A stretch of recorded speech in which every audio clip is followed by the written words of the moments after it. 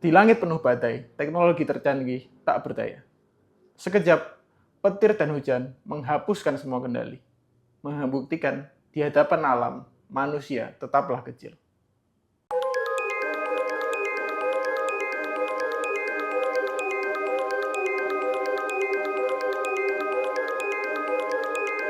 Halo, selamat datang di Sky Enigma, di mana pada episode kami hari ini kami akan membahas mengenai suatu kejadian yang menimpa maskapai di Amerika Serikat dan kala itu menghadapi hujan badai yang ada esnya juga.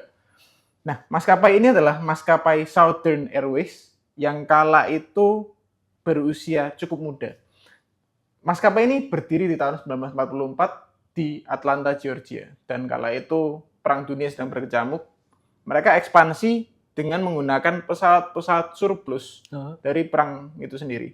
Jadi pesawat yang mereka gunakan adalah DC-3 dan Martin 404. Jadi itu adalah pesawat yang mendominasi landscape penerbangan Amerika Serikat di tahun-tahun 40-an sampai 50-an.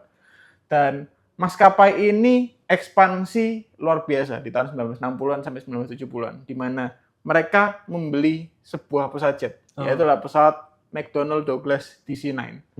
Dan pesawat ini bisa kita katakan cukup revolusioner kala itu, karena ini adalah pesawat jet yang berukuran cukup kecil. Yeah. Jadi kalau kita bilang di masa lalu, pesawat jet itu biasanya berukuran relatif besar. Yeah. Bisa kita lihat Boeing 707, Comet, DC-8, itu berukuran cukup besar.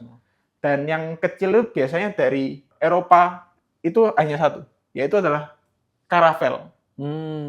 Dan DC-9 ini cukup meniru Caravelle. Yeah. Dalam artian mereka menggunakan kombinasi mesin yang di belakang.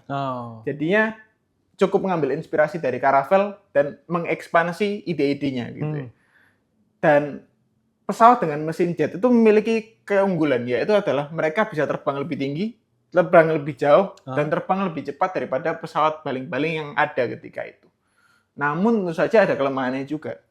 Pesawat mesin jet ini, apalagi di era-era awal, itu memiliki kehandalan yang minim. Yeah. Dihantam sedikit saja debu atau es, itu bisa langsung rusak. Beda dengan zaman sekarang. Yeah. Kalau zaman sekarang perkembangannya sudah sangat bagus, di mana meskipun melewati hujan badai, itu tetap bisa bertahan. Dengan mode yang misalnya diturunkan powernya begitu. Betul. Ya. Meskipun tidak dianjurkan, tapi bisa melewati badai. Di masa-masa seperti itu sangat sulit, karena mesin jetnya itu baru-baru aja ditemukan. Dan ketika itu, kalau mau melewati hujan badai, itu mereka bisa berdoa aja. Berdoa supaya mesinnya tetap handal. Meskipun pesawat itu punya fitur yaitu de-icing ya, di sayap dan juga di luar mesinnya. Tapi kehandalannya agak diragukan. Dan inilah yang akan kita bahas pada hari ini, di mana pesawat ini terbang melewati hujan badai es. Dan apa yang akan terjadi selanjutnya? Southern Airways penerbangan 242 melayani rute domestik di Amerika Serikat, yaitu dari Muscle Shoals ke Atlanta melalui Huntsville. Dan pada 4 April 1977, pesawat ini mengalami kegagalan mesin ganda dan jatuh di sebuah jalan. Pesawat yang terlibat adalah pesawat McDonnell Douglas DC-9 yang kala itu berusia baru. Nah, di dalam pesawat ini sendiri terdapat 81 penumpang dan 4 kru dengan totalnya adalah 85 orang. Dan di antara penumpang itu ada seorang terkenal penyanyi R&B yang bernama Annette Snell. Nah, untuk kru kokpit sendiri terdiri dari kapten dan first officer dengan jam terbang yang tinggi, di mana sehari sebelumnya para pilot ini baru saja terbang dari Atlanta. Nah, sebelum kami masuk ke bagian episode yang lebih mendalam, kami mendorong teman-teman untuk like, follow, share, serta subscribe. Dan jangan lupa kalau misalnya ada saran mengenai episode ini atau episode kedepannya, boleh banget untuk nulis di kolom komentar. Kejadian ini dimulai sebelum keberangkatan, di mana para pilot ini menerima informasi bahwa di rute kedepannya, di rute final menuju Atlanta, akan ada hujan badai, petir, thunderstorm ya, dan juga ada kemungkinan tornado. Jadi kalau kita bisa lihat di Amerika itu sebetulnya di daerah Southern ya, di bagian Florida atau Georgia itu sering banget kena yang namanya tornado, hurricane gitu ya. Dan waktu itu para pilot itu tidak diberitahu mengenai intensitas dari sel badai yang akan dilalui ini. Jadi mereka ya percaya-percaya aja dan berdoa juga gitu ya. Dan kejadian dimulai ketika pesawat hendak turun dari 17.000 kaki ke 14.000 kaki, dan ketika itu memasuki sel badai berupa hujan lebat dan juga butiran es. Ini disebutnya hail. Ya. Biasanya kalau di Amerika Serikat sebutannya hail. Jadi itu butiran esnya terbang seperti hujan gitu ya. Jadi hujannya padat gitu ya. Dan pesawat itu mengalami kerusakan di windshield-nya karena terhantam oleh es. Jadi windshield-nya retak-retak, buram jadinya, tidak bisa melihat dengan baik, dan mengalami kehilangan daya secara fantastis di kedua mesinnya. Dan setelah kehilangan daya ini, para pilot mencoba untuk menyalakan ulang mesin dengan hasil tidak bisa menyala. Nah, petugas ATC terkopi dengan situasi seperti ini. Mereka menyadari bahwa pesawat ini harus segera mendarat. Dan petugas ATC ini memberikan alternatif. Bagaimana kalau para pilot ini mendarat saja di Dobbins Air Force Base? Memang pada dasarnya kalau operasi normal, Air Force Base atau pangkalan militer itu tidak terbuka untuk umum. Tapi di tengah situasi darurat, mereka bisa saja memberikan izin bagi pesawat komersil untuk mendarat. Contoh yang dulu kita pernah bahas, Japan Airlines penerbangan 123. Oh iya, betul. Ada pangkalan terdekat di situ, Yokota Air Force Base, yang mau menerima pesawat itu. Namun para pilot memutuskan tidak, karena jaraknya terlalu jauh. Terlalu makan waktu lama. Dan akhirnya setelah diskusi, mereka memutuskan untuk mendarat di Georgia State Route 92 di New Hope. Wah, berarti di jalan raya umum ya?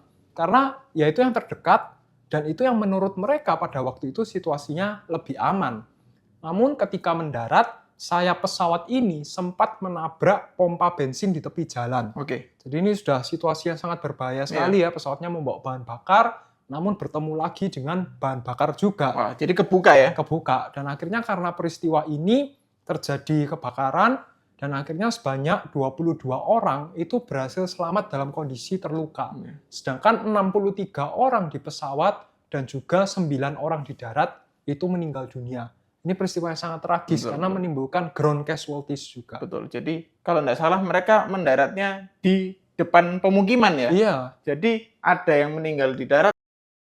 Karena kejadian ini terjadi di Amerika Serikat dan produsen merupakan produsen dari Amerika Serikat, yang memimpin investigasi hanyalah NTSB. Jadi yang menyelidiki semuanya NTSB, dan ditemukan bahwa air dan butiran es ini masuk dalam jumlah yang terlalu besar, sehingga akhirnya merusak kompresor kedua mesin. Jadinya karena mereka sudah masuk, nyangkut di situ, terjadi mampet.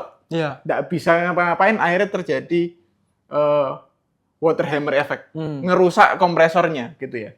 Dan waktu itu, sistem dispatch dari maskapai gagal menyediakan informasi terkait cuaca yang berbahaya. Tadi kan kita informasikan bahwa mereka itu sudah memberitahu bahwa ada badai, tapi tidak memberitahu seberapa parah badainya. Jadi mereka mau ini diterjang aja.